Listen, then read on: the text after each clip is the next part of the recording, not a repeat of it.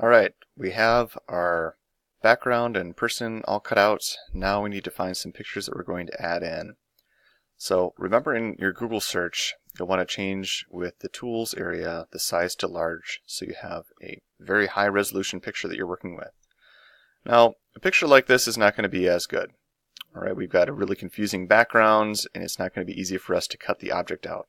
I mean, it's doable, but it's going to take us more time than what we could really spend on this. So I'm going to find an image that has a nice, all the same color around it. So then I just drag that onto my desktop. Now we're going to bring the photo into Photoshop here just by dragging it in. You can resize it. Remember, hold Shift while you're working with one of the corner squares to avoid this from happening. So I'm going to keep the ratios the same between the sides, then hit Enter. Now we're going to be making our selection just like we did with the person. So click on your Quick Select tool or your Magic Wand tool. You can decide if you want to select the object itself or the space around it. Either works. This seems to be going just fine for me.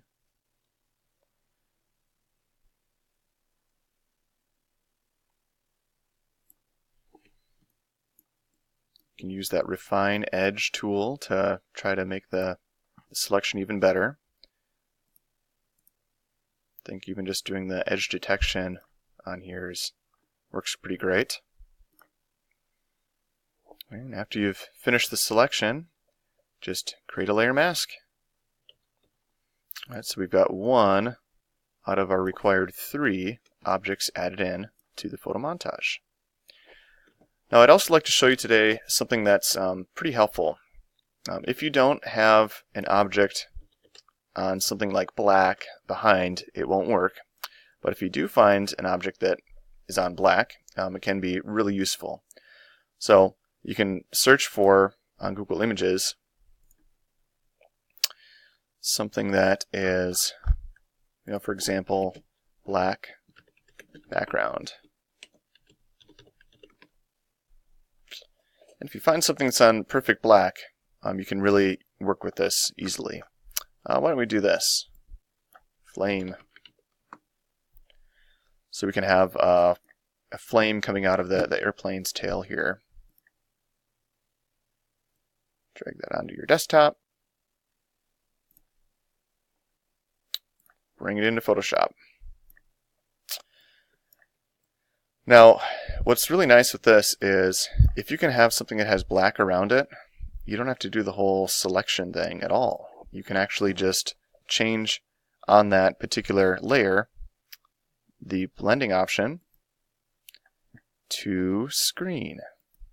So screen is going to make anything that's black in the image just disappear. So you can see how easily that worked.